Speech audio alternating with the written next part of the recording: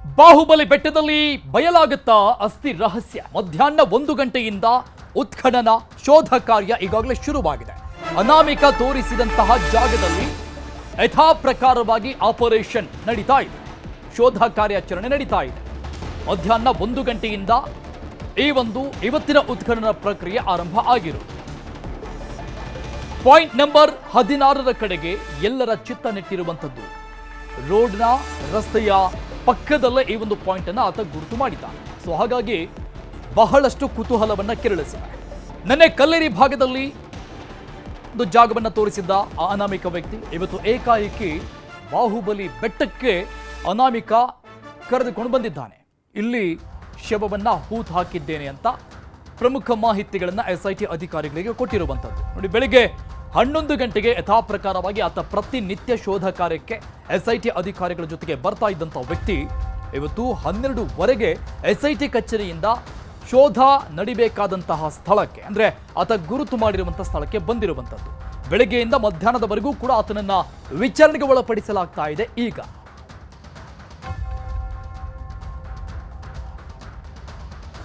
ಈ ಬಗ್ಗೆ ಡೀಟೇಲ್ಸ್ ಕೊಡ್ತಾರೆ ನಮ್ಮ ಪ್ರತಿನಿಧಿ ಕಿಶನ್ ಶೆಟ್ಟಿ. ಲೈವ್ ನಲ್ಲಿ ಜಾಯ್ನ್ ಆಗ್ತಾ ಇದ್ದಾರೆ. ಕಿಶನ್ ಶೆಟ್ಟಿ, ಬಹುತೇಕ ಇಲ್ಲಿವರೆಗೂ ಆಗಿರುವಂತಹ ಉತ್ಖನನ ಪ್ರಕ್ರಿಯೆ, ಈ ಒಂದು ಪ್ರಕರಣದ ತನಿಖೆ ಬೇರೆದೇ ರೀತಿಯಲ್ಲಿ ನಡೀತಾ ಇತ್ತು.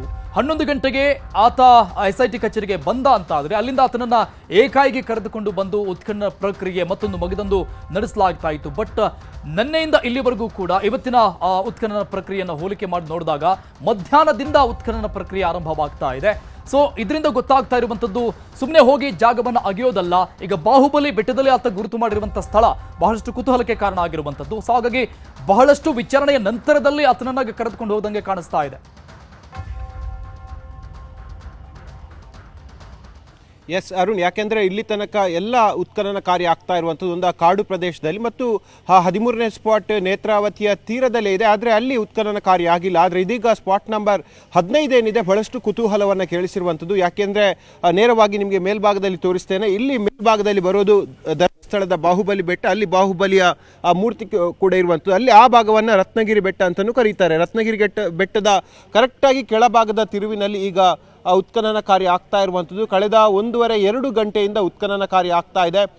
ಇಲ್ಲಿ ಸಾಕಷ್ಟು ಪ್ರಮಾಣದಲ್ಲಿ ಮಣ್ಣನ್ನು ಕೂಡ ಹಾಕಲಾಗಿದೆ. ಯಾಕಂದರೆ ಈ ಬಾಹುಬಲಿ ಬೆಟ್ಟವನ್ನು ಸಂಪರ್ಕ ಮಾಡುವಂಥ ರಸ್ತೆಯನ್ನು ಅಗಲೀಕರಣ ಮಾಡಲಾಗಿದೆ ಮತ್ತು ಮಸ್ತಕಾಭಿಷೇಕದ ಸಂದರ್ಭದಲ್ಲಿ ಇಲ್ಲೇ ವಾಹನಗಳನ್ನು ನಿಲ್ಲಿಸ್ತಾ ಇದ್ರು. ಹಾಗಾಗಿ ಮಣ್ಣನ್ನು ಹಾಕಿ ಲೆವೆಲನ್ನು ಮಾಡಲಾಗಿರುವಂಥದ್ದು. ಇವತ್ತು ಅನಾಮಿಕ ವ್ಯಕ್ತಿ ಬಂದಂಥ ಸಂದರ್ಭದಲ್ಲಿ ಈ ಭಾಗವನ್ನೇ ಪಾಯಿಂಟ್ ಮಾಡಿ ತೋರಿಸಿದ್ದ. ಹಾಗಾಗಿ ಮೊದಲು ಆತನಿಂದ ಸಾಕಷ್ಟು ವಿವರಗಳನ್ನು ಇಲ್ಲಿ SIT ಅಧಿಕಾರಿಗಳು ಪಡ್ಕೊಂಡ್ರು. ಸೋಕೋ ಅಧಿಕಾರಿಗಳು ಯಾವ ಸಂದರ್ಭದಲ್ಲಿ ಯಾರನ್ನು ಮತ್ತು ಹೇಗೆ ಮತ್ತು ಇಲ್ಲಿ ಹೂಳಲಾದಂಥ ಮಹಿಳೆಯದ್ದು ಅಥವಾ ಗಂಡಸದ್ದು ಶವ, ಆ ಮಹಿಳೆ ಅಥವಾ ಗಂಡಸು ಸತ್ತದ್ದಾದರೆ ಯಾವ ರೀತಿಯಾಗಿ ಸತ್ತಿದ್ದು, ಹೆಣ ನೋಡುವಾಗ ಯಾವ ರೀತಿಯಾಗಿ ಹೆಣ ಇತ್ತು ಎಂಬಿತ್ಯಾದಿ ಹಲವು ಪ್ರಶ್ನೆಗಳನ್ನು ಕೇಳಿದ ನಂತರವಾಗಿ ಆ ಭಾಗದ ಭೂಮಿಯ ಮೇಲ್ಮೈಯನ್ನು ಸ್ವಚ್ಛಗೊಳಿಸಿ ಹಿಟಾಚಿ ಮೂಲಕವಾಗಿ ಈಗ ಉತ್ಖನನ ಕಾರ್ಯ ಆಗ್ತಾ ಇರುವಂಥದ್ದು. ಬಂದ ಮಾಹಿತಿ ಪ್ರಕಾರವಾಗಿ ಸುಮಾರು 8 ಫೀಟಿಗೂ ಅಧಿಕ ಆಳವನ್ನು ಉತ್ಖನನ ಮಾಡಲಾಗಿದೆ. ಯಾವುದಾದ್ರೂ ಮೂಳೆಯ ಅಂಶಗಳು ಸಿಕ್ಕರೆ ಮಾತ್ರ ಮತ್ತೆ ಮ್ಯಾನ್ಯುವಲ್ ಆಗಿ, ಅಂದರೆ ಮಾನವ ಶ್ರಮದಿಂದ ಉತ್ಖನನ ಕಾರ್ಯವನ್ನು ಮಾಡ್ತಾರೆ. ಮೂಳೆಯ ಅವಶೇಷ ಸಿಗದೇ ಹೋದರೆ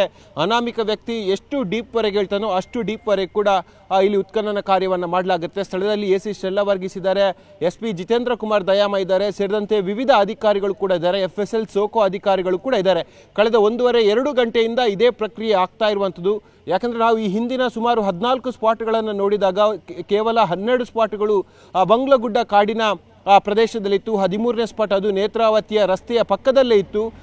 ಮತ್ತು ನಿನ್ನೆ ತೋರಿಸಿದಂಥ ಸ್ಪಾಟ್ ಅದು 15ನೇ ಸ್ಪಾಟ್, ಅದು ಬೋಳಿಯಾರ್ ಸಮೀಪದ ಗೋಂಕ್ರತಾರ್ ಎಂಬ ಅರಣ್ಯ ಭಾಗದಲ್ಲಿತ್ತು. ಇದು 16ನೇ ಸ್ಪಾಟ್. 16ನೇ ಸ್ಪಾಟ್ ಇವತ್ತು ಮಧ್ಯಾಹ್ನದ ಹೊತ್ತಿಗೆ ಆತನನ್ನು ಎಲ್ಲಿಗೆ ಕರ್ಕೊಂಡು ಹೋಗ್ತಾರೆ ಅನ್ನೋದು ಸಾಕಷ್ಟು ಕುತೂಹಲವನ್ನು ಕೇಳಿಸಿತ್ತು. ಆದರೆ ನೇರವಾಗಿ ಧರ್ಮಸ್ಥಳದ ಮುಖ್ಯ ದ್ವಾರದಿಂದ ಒಳಭಾಗಕ್ಕೆ ಬಂದು ಬಾಹುಬಲಿ ಬೆಟ್ಟದ ಹತ್ರ ಆತ ತನ್ನ ವಾಹನವನ್ನು ನಿಲ್ಲಿಸೋ ಕೇಳಿದ್ದಾನೆ. ಜೊತೆಗೆ ರಸ್ತೆಯ ಪಕ್ಕದಲ್ಲಿ, ಅಂದರೆ ರಸ್ತೆಯಿಂದ ಸುಮಾರು 10-15 ಮೀಟರ್ ದೂರದಲ್ಲೇ ಒಂದು ಸ್ಪಾಟನ್ನು ತೋರಿಸಿರುವಂಥದ್ದು. ಸ್ಥಳ ಮಹಜರಿನ ಪ್ರಕ್ರಿಯೆ ಬಳಿಕ ಇದೀಗ ಅಲ್ಲಿ ಉತ್ಖನನ ಕಾರ್ಯ ಆಗ್ತಾ ಇದೆ. ಕಳೆದ ಇಷ್ಟು ಗಂಟೆಯಿಂದ ಆದರೂ ಕೂಡ ಯಾವುದೇ ಮೂಳೆಯ ಅವಶೇಷಗಳು ಅಥವಾ ಕಳೆ ಬರದ ಅವಶೇಷಗಳು ಸಿಕ್ಕಿಲ್ಲ. ಈ ನಿಟ್ಟಿನಲ್ಲಿ ಅಧಿಕಾರಿಗಳು ಆತನನ್ನು ಮಾಹಿತಿ ಪಡೆದು ಮತ್ತಷ್ಟು ಡಿಗ್ ಮಾಡ್ತಾ ಇರುವಂಥದ್ದು. Arun, thank you Kishan ಡೀಟೇಲ್ಸ್ಗೆ.